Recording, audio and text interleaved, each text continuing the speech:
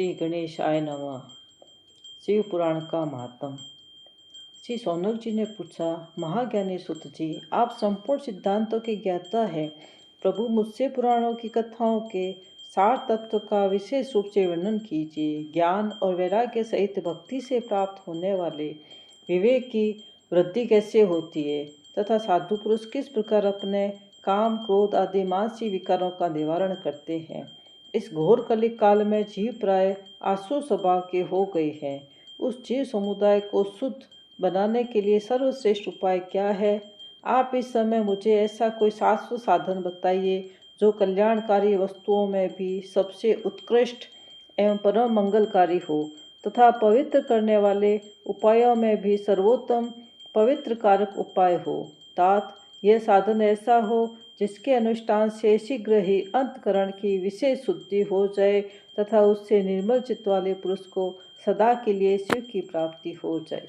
श्री सुत जी ने कहा, मुनि श्रेष्ठ सौनक, तुम धन्य हो, क्योंकि तुम्हारे हृदय में पुराण कथा सुनने का विशेष प्रेम एवं लालसा है। इसलिए मैं शुद्ध बुद्धि से विचार कर तुमसे परम उत्तम शास्त्र का वर्णन करता हूँ।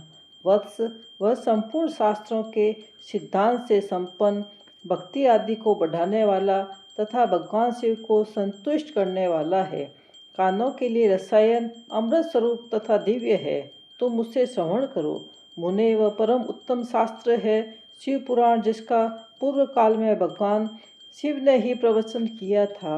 यह काल रूपी सर्प से प्राप्त होने वाले महान त्रास का विनाश करने वाला उत्तम साधन है। गुरुदेव व्यास ने सनत कुमार मुनि का उपदेश पाकर बड़े आदर से संक्षेप में ही इस पुराण का प्रतिपादन किया है।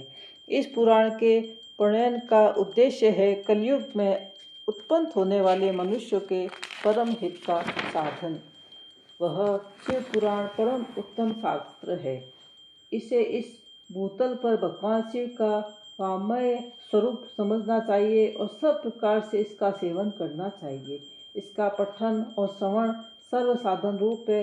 इससे शिव भक्ति पाकर श्रेष्ठतम स्थिति में पहुंचा हुआ मनुष्य शीघ्र ही शिव पद को प्राप्त कर लेता है।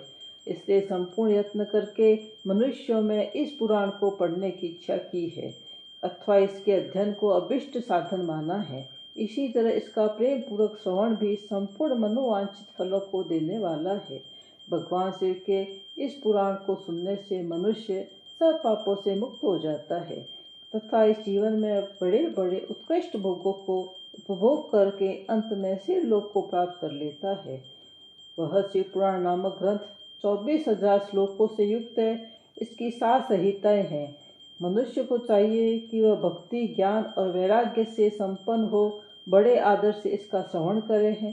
7 संहिताओं से युक्त यह दिव्य शिव पुराण परम ब्रह्म परमात्मा के समान विराजमान है और सबसे उत्कृष्ट गति प्रदान करने वाला है। जो निरंतर अनुसंधान पूर्वक इस शिव पुराण को वाचता है अथवा नित्य प्रेम पूर्वक इसका पाठ मात्र करता है, वह पुण्य आत्मा है, इसमें संशय नहीं है। जो उत्तम बुद्धि वाला पुरुष अंतकाल में भक्ति पूर्वक इस पुराण को सुनता है, उस पर अत्यंत प्रसन्न हुए भगवान महेश्वर उसे अपना पद प्रदान करते हैं। जो प्रतिदिन आदर पूर्वक इस शिव पुराण का पूजन करता है, वह इस संसार में संपूर्ण भोगों को भोग कर अंत में भगवान शिव के पद को प्राप्त कर लेता है।